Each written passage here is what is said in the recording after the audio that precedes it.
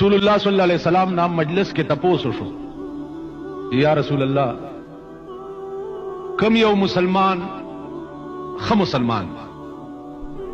چاہتا چھ خ مسلمان ویلے شی نو آغا کم مسلمان دے حضور علیہ الصلوۃ والسلام ورتو فرمائل چھ المسلم من سلم المسلمون من لسانه و یده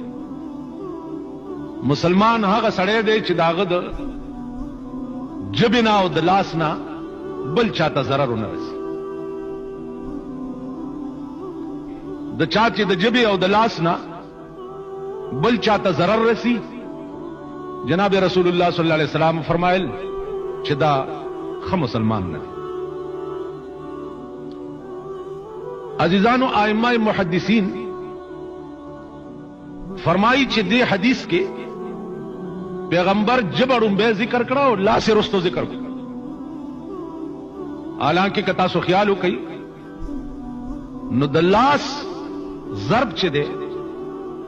دا ډیر سخت ده په نسبت د جبې ضرب ته یو سړی ته کنزلو کې پجبا او یا یو سړی گویا پلاس پدا خلا پسوکو وهي یا پملا پسوکو وهي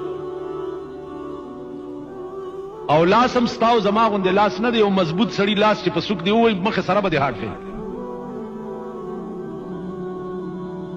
نو پکار داو چې پیغمبر اول لاس ذکر کړي وي او بیا یې جبه ذکر کړي علماء وايي چې حقیقت دا ده چې د لاس ضرب چې ده هر څومره تیز گزار چي وي هر څومره تیز گزار چي وي